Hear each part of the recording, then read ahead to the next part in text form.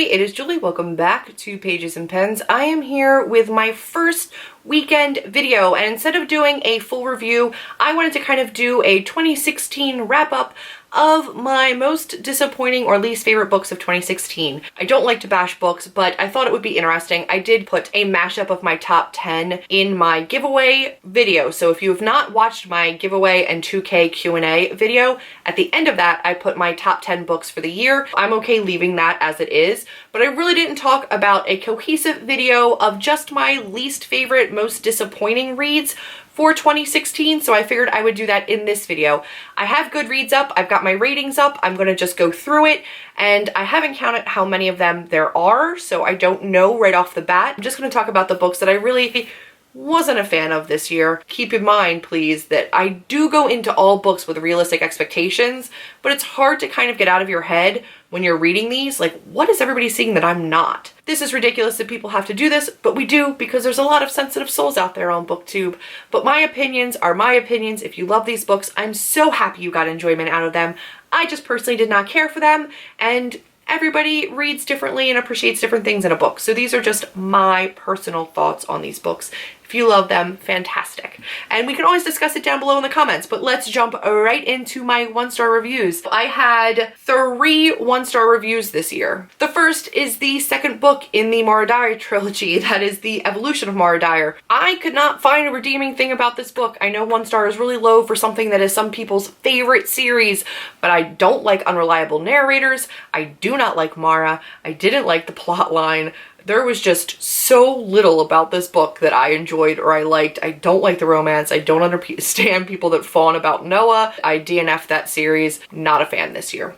Also, Uprooted by Naomi Novik, and I know that's not a popular opinion. Some people love this. It ended up on some people's top 10 list. I could not stand it. I didn't like the format, the layout. I have more thoughts of it up on Goodreads. I have more thoughts of it in a prior video. If I can remember which one, I'll link it up above. Was not for me. The third one-star read was Everything Beautiful in the World, and that was by Lisa Levchuk, and that was a borrow-a-thon book. I'll link that up above. It was about a 17-year-old girl who started an affair with her art teacher, I believe, and it was just poorly written. The characters were awful, and I was not a fan. I had a lot of 2-star reviews, guys, so let's get into those. First up was Fairest by Marissa Meyer. I just didn't think that it was necessary for the storyline or that it was necessary within the series. So for me, it was just erroneous. The next one was Breathe by Anne-Sophie Brasme, and I just read that one. That was at the end of December, and I actually read it too late to go into my December wrap-up. This was a very, very short book about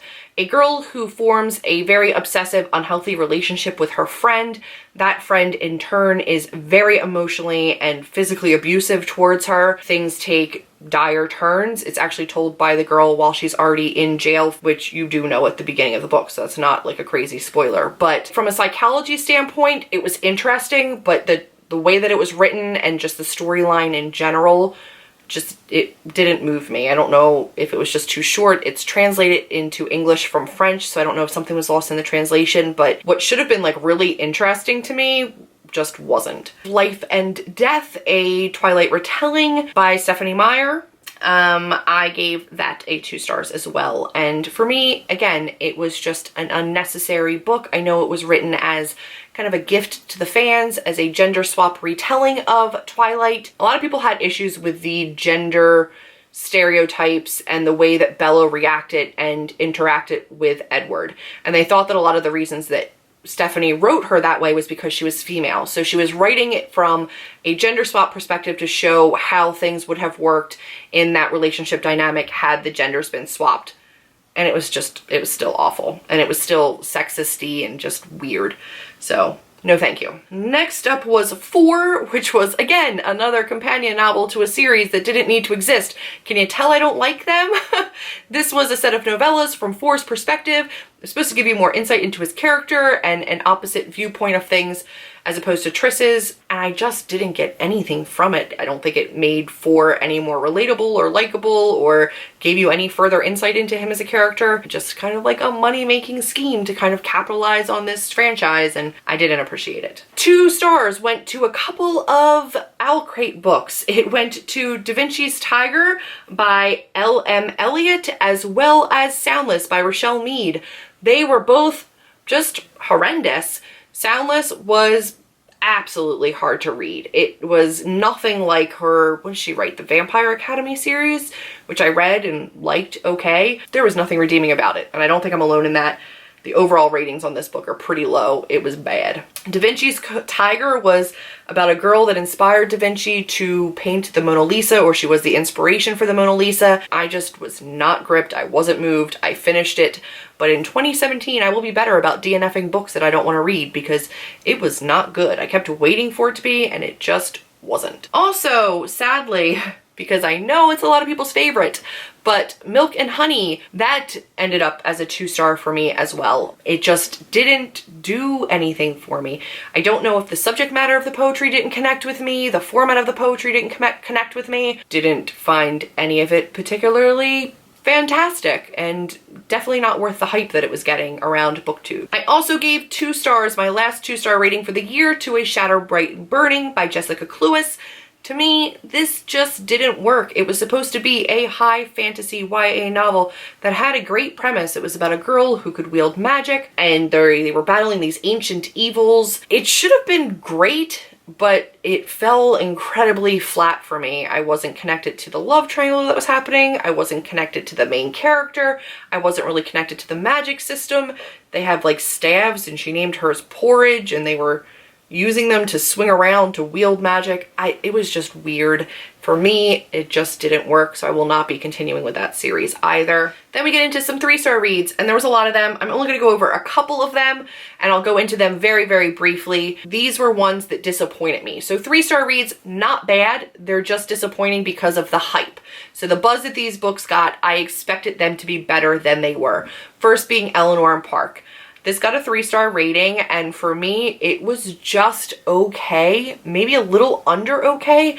I found parts of it to be mildly racist. I found other parts of it to be really problematic in terms of unhealthy relationships, romanticizing unhealthy relationships, and codependence.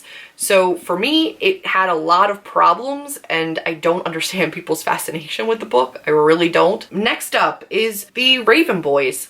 So 2 of the books in the Raven cycle got 3 stars. I did give 2 of them 4 stars, but Raven Boys, the initial one, as well as Blue Lily, Lily Blue, however that goes, they both got 3 stars for me. I just didn't like them. And even the 4-star books were like barely 4 stars. It was like 1 or 2 aspects of the book that made it a 4-star, but I just didn't understand the hype about this book. I didn't connect with Blue. I didn't connect with the Raven Boys. People go bananas over Gansey, and they're like crush on him, and they think that this is like their all-time favorite series, and I read this and did not get any of that. It was just a really big disconnect between me and the characters in this book, and I found 2 of the books in this series just highly disappointing. And the series as a whole, despite a couple of the books being okay, was pretty disappointing to me because I wanted them to be better after hearing such amazing things about them. So also making this list in terms of disappointing reads was Cinder.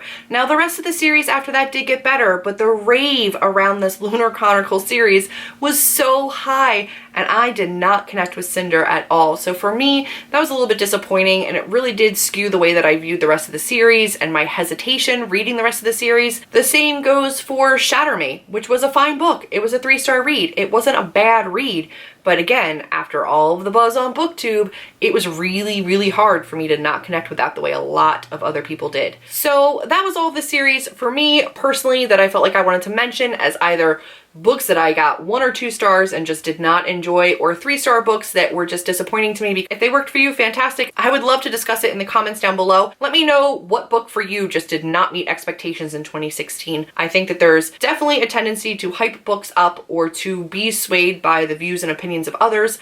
I try to keep things as completely grounded as possible, and I try to do that both in my reviews and my discussions of books, as well as in my own expectations of books when I go into things and read. I want, as an author and as a reader, to go into everything with an open mind and an appreciation for whatever that writer is trying to convey. If you liked this video, do give me a big old thumbs up, click subscribe, and I will see all of you in my next video.